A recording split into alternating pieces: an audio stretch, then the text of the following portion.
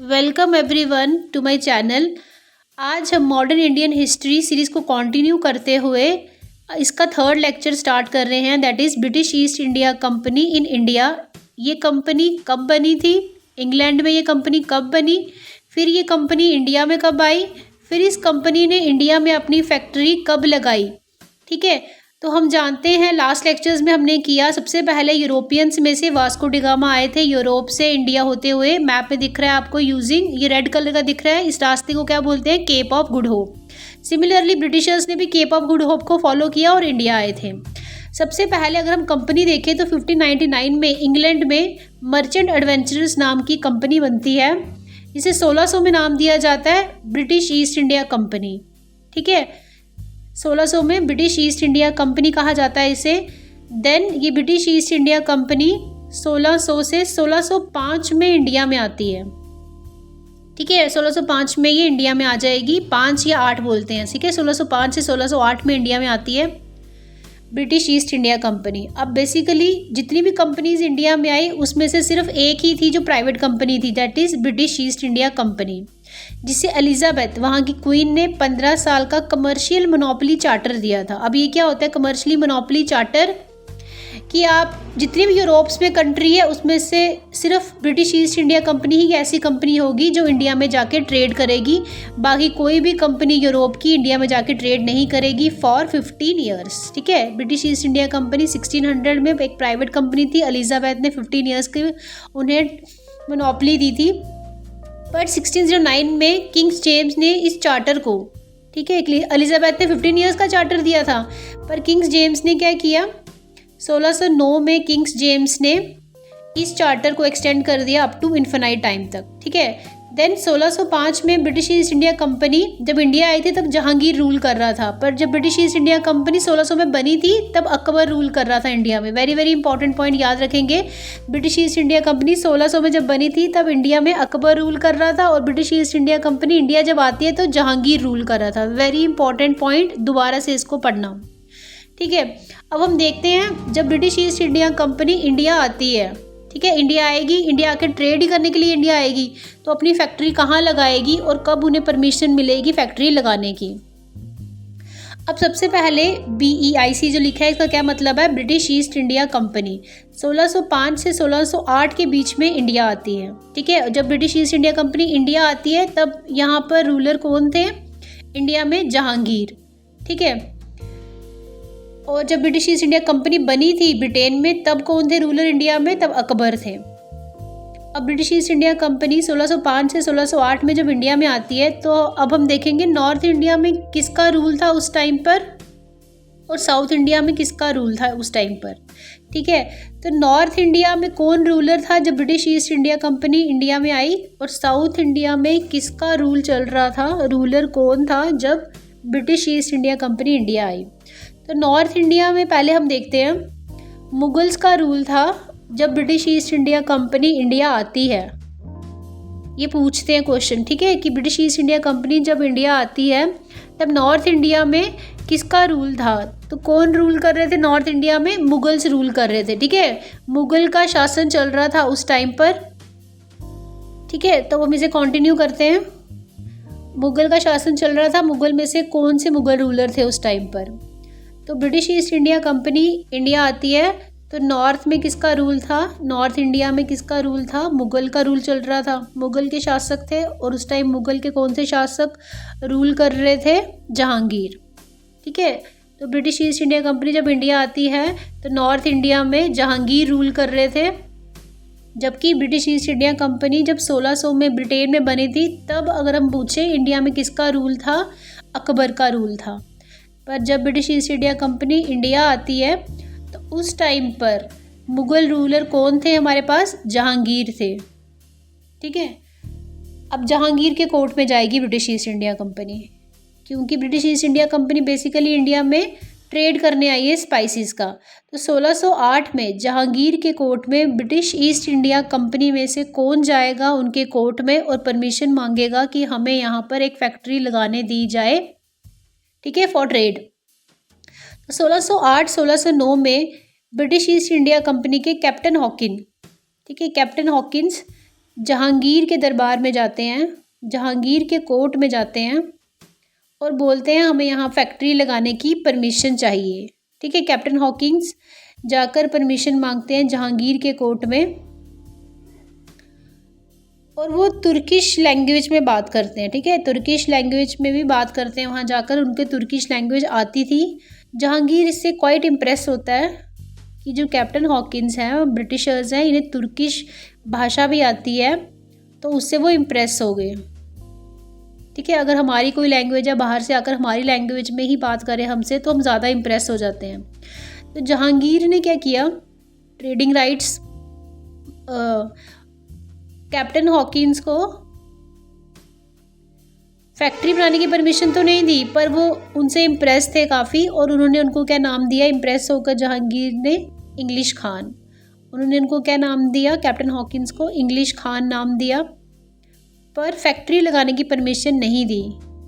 ठीक है, तो 1608-1609 में कैप्टन हॉकिंस गए तो थे जहांगीर के दरबार में, पर उन्हें परमिशन नहीं मिली। देन 1611 में ट्रेड करने के राइट्स मिले। ठीक है, कि आप ट्रेड कर सकते हो मसूलीपट्टनम आंध्र प्रदेश में। ब्रिटिशर्स को ट्रेड करने के राइट्स मिले, कहाँ मिले, मसूलीपट्टनम आंध्र प्रदेश में। फैक्ट्री बनाने की परमिशन नहीं मिली अभी भी, सिर्फ ट्रेड करने के राइट मिले। ठीक है, आपको हक है कि आप यहाँ ट्रेड कर सकते हो, कहाँ पर, मसूलीपट्टनम आंध्र प्रदेश में। और ये ट्रेडिंग राइट्स कौन लेकर आया था ब्रिटिशर्स में से, कैप्टन मिडल्टन, इसने हासिल किए ये ट्रेडिंग राइट्स मुगल से। 1611 में ट्रेडिंग राइट्स मिलते हैं कैप्टन मिडल्टन को, कहाँ मिलते हैं, मसूलीपट्टनम आंध्र प्रदेश में। अब ब्रिटिशर्स ट्रेड कर सकते हैं। 1611 में ट्रेडिंग राइट्स मिल गए थे ब्रिटिशर्स को।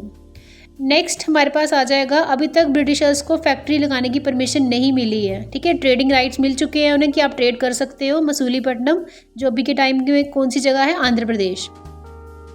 1613 में पहली फैक्ट्री लगाते हैं ब्रिटिशर्स अपनी सूरत में। तो ब्रिटिशर्स को पहली फैक्ट्री लगाने की इजाज़त कहाँ मिलती है, सूरत में। और ये किस ब्रिटिशर्स के अंडर होता है, किस ब्रिटिशर के अंडर फैक्ट्री लगाने की परमिशन मिलती है, थॉमस एल्ड्सवर्थ के अंडर। ठीक है, थॉमस एल्ड्सवर्थ के अंदर फर्स्ट फैक्ट्री लगती है ब्रिटिशर्स की, कहाँ, सूरत में, और 1613 में। Very very very very important point. ठीक है, 1613 में ब्रिटिशर्स अपनी पहली फैक्ट्री लगाते हैं सूरत में, थॉमस एल्ड्सवर्थ के अंडर। ठीक है, 1611 में ट्रेडिंग राइट्स मिले। 1608 में कैप्टन हॉकिन गए थे जहांगीर के दरबार में, पर उन्हें परमिशन नहीं मिली थी। तो पहली फैक्ट्री ब्रिटिशर्स की कहाँ लगती है, सूरत में लगेगी 1613 में, राइट। तो अब फाइनली ब्रिटिशर्स को अपनी फैक्ट्री लगाने की परमिशन मिल चुकी थी, कहाँ पर, सूरत में, थॉमस एल्ड्सवर्थ के अंडर। देन 1616 में फैक्ट्री लगाते हैं ब्रिटिशर्स मसूलीपट्टनम आंध्र प्रदेश में। सबसे ज़्यादा इंपॉर्टेंट कौन सी डेट होती है, जब पहली फैक्ट्री लगती है। ठीक है, तो 1613 आप याद रखेंगे, 1613 आप याद रखेंगे जब ब्रिटिशर्स अपनी पहली फैक्ट्री लगाते हैं सूरत में। 1616 में ब्रिटिशर्स अपनी फैक्ट्री कहाँ लगाते हैं, मसूलीपट्टनम आंध्र प्रदेश में। देन ऑन 1651 पहली फैक्ट्री लगती है बंगाल में। मतलब बंगाल की पहली फैक्ट्री कब लगी थी, 1651 में। मसूलीपट्टनम आंध्र प्रदेश की पहली फैक्ट्री लगी थी 1616 में। बट ओवरऑल अगर पूछे कि पहली फैक्ट्री ब्रिटिशर्स ने कब लगाई थी, तो 1613 में लगाई थी सूरत में। ये आपको याद रखनी है। बंगाल के हुगली प्लेस में पहली फैक्ट्री लगती है बंगाल की 1651 में, और वहाँ के गवर्नर कौन थे, शाह शुजा। ठीक है, शाह शुजा वहाँ के गवर्नर थे बंगाल के उस टाइम पर, जब ये फैक्ट्री लगी थी बंगाल में। अब ये जो शाह शुजा थे, इन्होंने क्या दिया, एक ट्रेड परमिट पास दिया, जिसे बोलते हैं निशान। किसको दिया, ब्रिटिशर्स को दिया। ट्रेड करने का एक परमिट पास होता है एक ट्रेड करने का, कि अगर ये पास जिसके पास भी होगा उसको ट्रेड करने की यहाँ परमिशन है। और इस पास का नाम क्या था, निशान। इस ट्रेड परमिट पास निशान में क्या क्या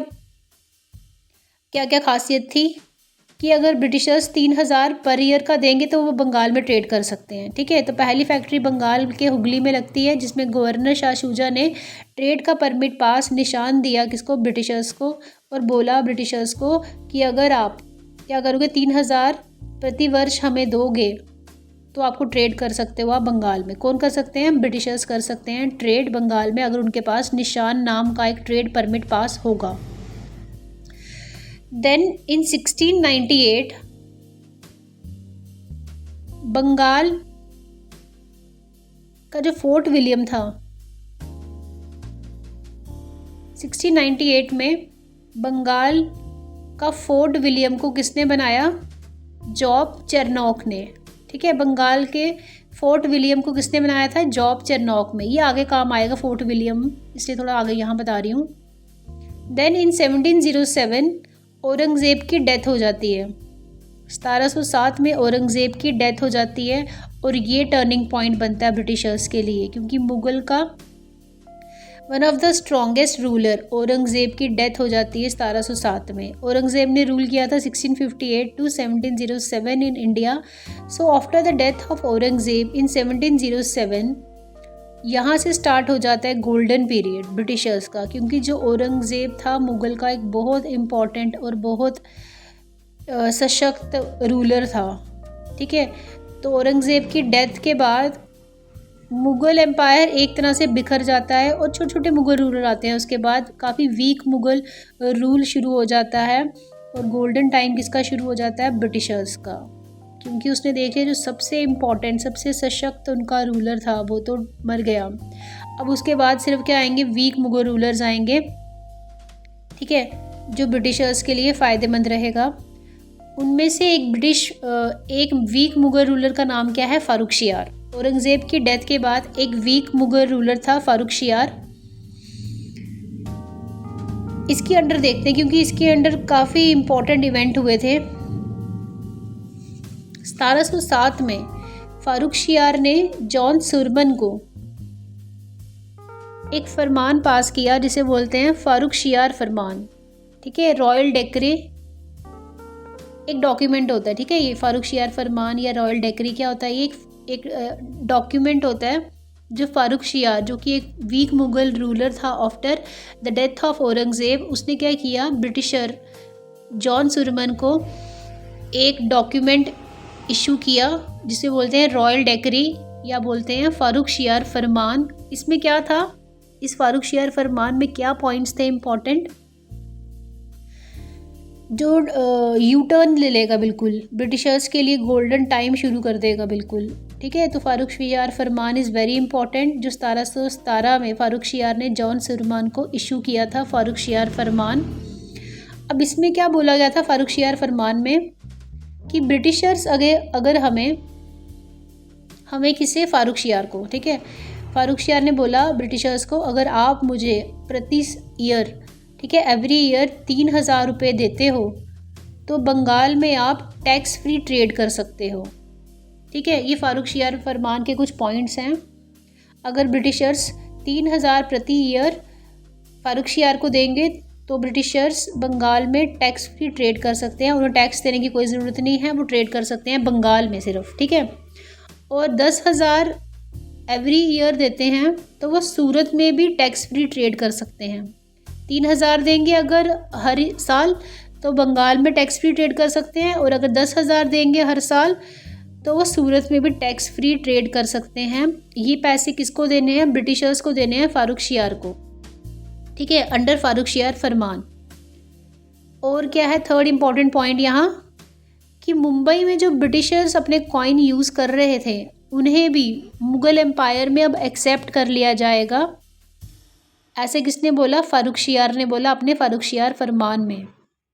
ठीक है, जो भी मुंबई में ब्रिटिशर्स अपने कॉइन यूज़ कर रहे थे जो सिर्फ मुंबई तक ही चलते थे, अब वो कॉइन मुग़ल एम्पायर में हर जगह चलेंगे। तो 1717 में फारुखशियार जॉन सुलेमान में रॉयल डेक्री फारुखशियार फरमान किया जाता है दोनों के बीच में, जिसमें 3,000 प्रति ईयर देंगे तो बंगाल में ट्रेड फ्री कर सकते हो, आप टैक्स फ्री ट्रेड कर सकते हो। 10,000 दोगे प्रति वर्ष तो सूरत में टैक्स फ्री ट्रेड कर सकते हो, और मुंबई में जो कॉइन्स ब्रिटिशर्स यूज़ कर रहे थे उन्हें अब पूरे मुग़ल एम्पायर में एक्सेप्ट करेंगे मुगल्स। ठीक है, इस फारुखशियार फरमान के अंडर ये जो फारुखशियार फरमान था जिसे हम बोलते हैं रॉयल डेक्री, इसे क्या बोलते हैं basically, Magna Carta of the company. Magna Carta of company क्यों बोलते हैं? क्योंकि इसने कंपनी की कंप्लीटली पोजीशन ही चेंज कर दी। ठीक है, अब कंपनी को इतने सस्ते दामों में इतने अच्छे राइट्स मिल गए। जैसे सस्ते दाम 3,000 प्रति वर्ष उनके लिए कुछ भी नहीं थे कंपनी के लिए, बंगाल में टैक्स फ्री ट्रेड करने के लिए। तो ये जो फारुखशियार फरमान है इसे कहा जाता है मगनकर्ता ऑफ कंपनी, जिसने कंपनी की कंप्लीट पोजीशन ही बदल दी। ठीक है, तो फारुखशियार फरमान जो कि फारुखशियार ने इशू किया था जॉन सुलेमान को, जिसे कहा जाता है रॉयल डेकरियार फारुखशियार फरमान, इसमें बहुत कम पैसों में बहुत अच्छे राइट्स, ट्रेडिंग राइट्स मिले। किसको मिले? ब्रिटिशर्स को। ब्रिटिशर्स को सिर्फ पैसे ही देने थे फारुखशियार को, उसके रिटर्न में उन्हें टैक्स फ्री ट्रेड करने के राइट मिले। बंगाल में, सूरत में, मुंबई में जो ब्रिटिशर्स अपने कॉइन यूज़ कर रहे थे अब उन्हें मुगल एम्पायर कम्प्लीटली एक्सेप्ट करेगा। ठीक है, Farrukhsiyar farman is called as Magna Carta of company. Important point. Next हम क्या देखेंगे? नॉर्थ इंडिया में देख लिया हमने किसका रूल था, जहांगीर का, जब ब्रिटिशर्स इंडिया आए, जब British East India company India I. अब साउथ इंडिया में देखते हैं, साउथ इंडिया में क्या चल रहा था जब British East India company India I. तो 1631 में फ्रांसिस डी, जो कि एक ब्रिटिशर्स थे, उन्होंने क्या किया, किंग ऑफ चंद्रागिरी को मद्रास में ले गए और वहाँ पर उन्होंने एक फोर्ट बनाया, एक किला बनाया सेंट जॉर्ज। ठीक है, फोर्ट बनाया सेंट जॉर्ज, जिसको उन्होंने साउथ का बिजनेस सेंटर बनाया। ठीक है, तो बेसिकली उन्होंने क्या किया, अपने साउथ का बिजनेस सेंटर बनाने के लिए एक फोर्ट बनाया जिसका नाम क्या था, सेंट जॉर्ज, जिसको उन्होंने किसकी मदद से बनाया, किंग ऑफ चंद्रागिरी, जिसको वो मद्रास ले गए थे। 1661 में क्या होता है, पुर्तगाल की प्रिंसेस कैथरीन और ब्रिटिश प्रिंस चार्ल्स वन, इनकी शादी कराई जाती है। किनकी? ब्रिटिश प्रिंस चार्ल्स वन और पुर्तगाल की प्रिंसेस कैथरीन की क्या होती है, शादी होती है। और क्या करते हैं, जो पुर्तगाल है, क्योंकि पुर्तगाल ऑलरेडी ट्रेड कर रहा था इंडिया में, तो पुर्तगाल क्या करता है इस शादी के लिए, दैट इज जो ब्रिटिशर्स और पुर्तगीज में हो रही थी, तो पुर्तगाल क्या करता है, बॉम्बे को गिफ्ट कर देता है टू ब्रिटिशर्स। ठीक है, अब शादी किनके बीच में हो रही थी, ब्रिटिशर्स। बड़ी पिक्चर में देखो तो ब्रिटिशर्स और पुर्तगाल के बीच में ही है ना, तो British prince Charles one and Portugal princess Catherine की शादी हो रही थी। तो पुर्तगीज ने क्या किया, बॉम्बे को गिफ्ट कर दिया, क्योंकि बॉम्बे तब पुर्तगाल के अंडर था, तो पुर्तगीज ने बॉम्बे को गिफ्ट कर दिया टू ब्रिटिशर्स। ठीक है, तो ब्रिटिशर्स को अब बॉम्बे मिल चुका था गिफ्ट में। तो अब क्या हुआ, 1668 में ईस्ट इंडिया कंपनी बॉम्बे में इस्टेब्लिश हो गई। ठीक है, क्योंकि बॉम्बे ब्रिटिशर्स को मिल चुका था, तो 1668 में ईस्ट इंडिया कंपनी भी बॉम्बे में रूल करने लगती है। ठीक है, 1668 में ईस्ट इंडिया कंपनी बॉम्बे में इस्टेब्लिश हो जाती है। देन हमारे पास ब्रिटिशर्स का रूल यहाँ पे ख़त्म होता है। देन अब हम देखेंगे डैनिश। डैनिश कौन थे? डेनमार्क की कंपनी। ठीक है, डैनिश लोग कौन थे? डेनमार्क की कंपनी। अब आएगी कहाँ पर, इंडिया में आएगी। 1616 में Danish East India company India में आती है। 1616 में Danish East India company Bharat आती है और सबसे पहली अपनी फैक्ट्री कहाँ लगाती है, 1620 में लगाती है अपनी पहली फैक्ट्री ट्रैंक्योबार तमिलनाडु में। ठीक है, ट्रैंक्योबार तमिलनाडु, ट्रैंक्योबार अभी की कौन सी जगह है वो, तमिलनाडु। तो 1620 में उन्होंने अपनी फैक्ट्री कहाँ लगाई, ट्रैंक्योबार तमिलनाडु में। एंड 1676 में उन्होंने अपनी सेकंड फैक्ट्री लगाई बंगाल में। तो सेकंड फैक्ट्री नहीं भी याद रहे, पर पहली फैक्ट्री आपको हमेशा याद रखनी है कि कौन सी कंपनी ने पहली फैक्ट्री कहाँ लगाई और कब लगाई। तो डैनिश ईस्ट इंडिया कंपनी ने पहली फैक्ट्री ट्रैंक्योबार तमिलनाडु में लगाई 1620 में। Then Danish East India company क्या करती है, 1845 में अपनी सारी फैक्ट्रीज़ को बेच देती है टू ब्रिटिशर्स और यहाँ से चली जाती है। ठीक है, तो इंडिया से डैनिश ईस्ट इंडिया कंपनी 1845 में अपनी सारी फैक्ट्रीज बेचकर, किसको बेचकर, ब्रिटिशर्स को बेचकर चली जाती है। ठीक है, बस वो इतनी देर तक ही रूल करते हैं डैनिश यहाँ पर, उसके बाद अपनी सारी फैक्ट्रीज बेचते हैं ब्रिटिशर्स को और इंडिया से चले जाते हैं। तो डैनिश का यही रूल है यहाँ पर, डेनमार्क कंपनी का। नेक्स्ट हमारे पास आएगा last but not the least, French East India company. अब फ्रेंच ईस्ट इंडिया कंपनी जो कंपनी थी ये सबसे लास्ट में आई है, जितने भी यूरोपियन कंपनीज इंडिया में आई है सबसे लास्ट में कौन सी कंपनी आई इंडिया में? French East India company, last to come, सबसे एंड में आई है फ्रेंच ईस्ट इंडिया कंपनी। अब ये जो फ्रेंच ईस्ट इंडिया कंपनी है कब बनी थी? ये 1664 में फ्रेंच ईस्ट इंडिया कंपनी बनी थी। ये एक गवर्नमेंट कंपनी थी। इससे पहले मैंने आपको बताया जो ब्रिटिश ईस्ट इंडिया कंपनी थी सिर्फ वही एक ऐसी कंपनी थी जो प्राइवेट थी, टोटली प्राइवेट थी। बाकी टोटली प्राइवेट कंपनी कोई भी नहीं थी जितनी भी यूरोपियन कंपनी इंडिया में आई। तो 1664 में फ्रेंच ईस्ट इंडिया कंपनी जो कि एक गवर्नमेंट कंपनी थी, ये किसने बनाई थी?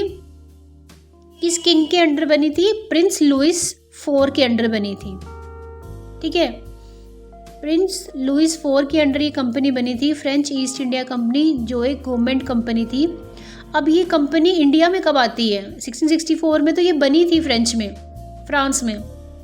ठीक है, 1668 में ये कंपनी भारत आती है। ये कंपनी बनाई इसलिए गई थी कि भारत आकर ट्रेड कर सके। ठीक है, 1668 में ये भारत आती है और अपनी पहली फैक्ट्री लगाती है सूरत में। ब्रिटिशर्स ने भी पहली फैक्ट्री सूरत में लगाई थी 1613 में।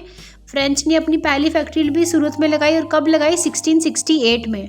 देन 1669 में मसूलीपट्टनम आंध्र प्रदेश में अपनी सेकेंड फैक्ट्री लगाते हैं French East India company.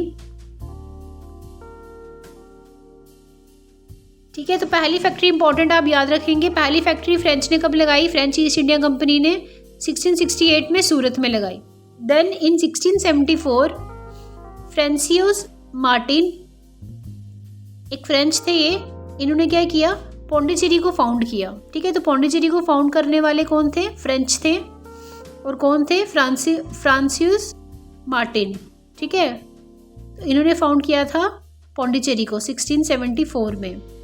Then 1690 में, इन 1690 बंगाल में फैक्ट्री लगाते हैं। और बंगाल में कहाँ? चंद्रनगर जो एरिया है बंगाल का, वहाँ फैक्ट्री लगाते हैं अपने फ्रेंच। तो बाकी फैक्ट्रीज आपको याद रहे कि नहीं रहे मैंने लिखवा दी है। पहली फैक्ट्री आपको याद रखनी ही है। ठीक है, जो कहाँ लगी थी? सूरत में 1668 में फ्रेंच ईस्ट इंडिया कंपनी ने लगाई थी। सेकंड फैक्ट्री 1669 में मसूलीपट्टनम आंध्र प्रदेश ने लगाई थी। तो French East India company last to come, ये इंपॉर्टेंट है। 1668 में आते हैं ये इंडिया में और अपनी फैक्ट्री कहाँ लगाते हैं? सूरत में लगाते हैं। ठीक है, पौंडीचेरी किसने फाउंड किया था? 1674 में फ्रांसिस मार्टिन ने फाउंड किया था। बंगाल में फैक्ट्री कब लगाते हैं? 1690 में लगाते हैं। ठीक है, तो ये कुछ इंपॉर्टेंट पॉइंट्स थे फ्रेंच ईस्ट इंडिया कंपनी से रिलेटेड। अभी हम इसके कुछ इंपॉर्टेंट पॉइंट्स और देख लेते हैं कि फ्रेंच ईस्ट इंडिया कंपनी का डाउनफॉल कैसे होता है। ठीक है, अब क्या होता है?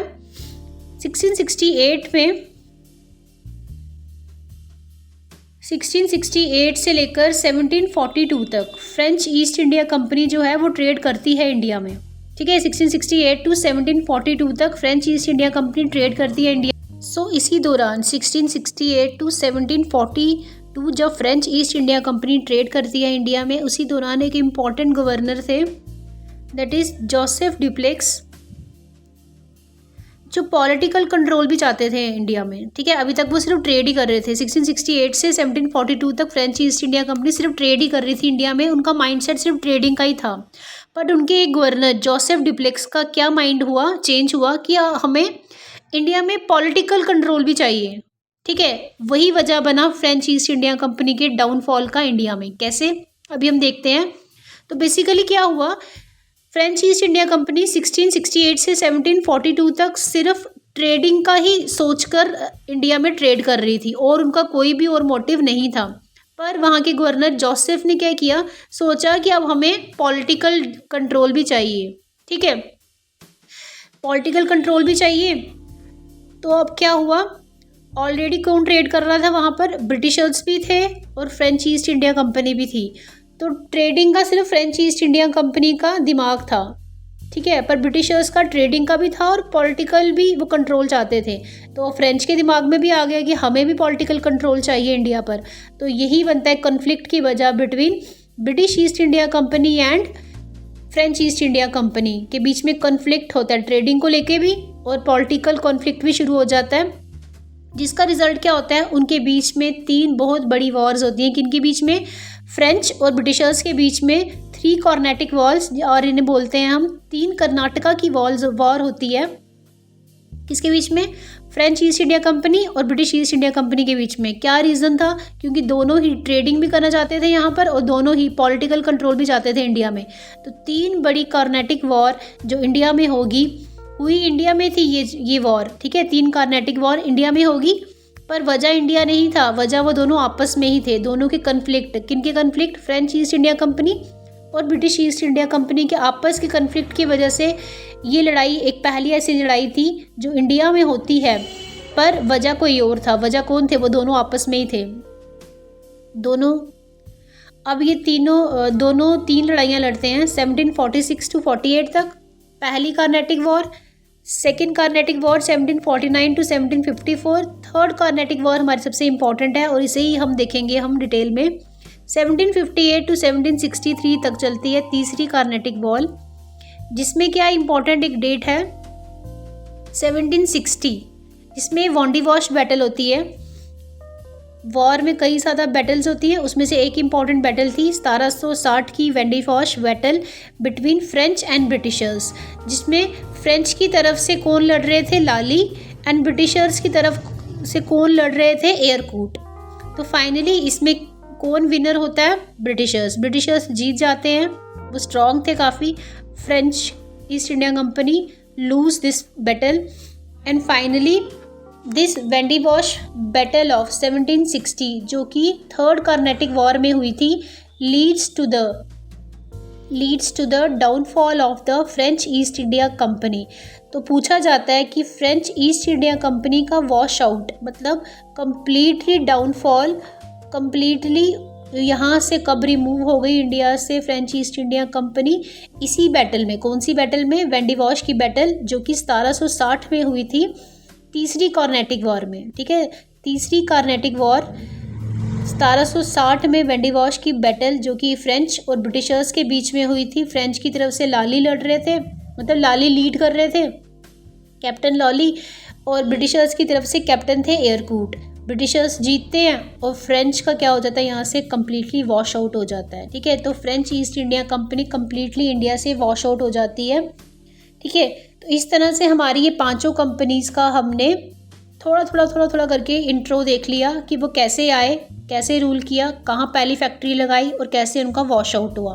तो इन 5 कंपनी में से हमने एक मेजर कंपनी पढ़नी है जिसका जो एंड तक 1947 तक रहे, वो कौन थे? ब्रिटिशर्स, ठीक है। लॉन्गेस्ट टाइम तक कौन सी कंपनी इंडिया में रही है? ब्रिटिशर्स। इनिशियली ट्रेड करने आए थे, बाद में क्या कर लिया उन्होंने? पॉलिटिकल कंट्रोल भी चाहा यहाँ पे इंडिया में। Thanks for watching. अगर आपके लिए हेल्पफुल थी ये वीडियो तो सब्सक्राइब करें to my channel, and thanks for watching.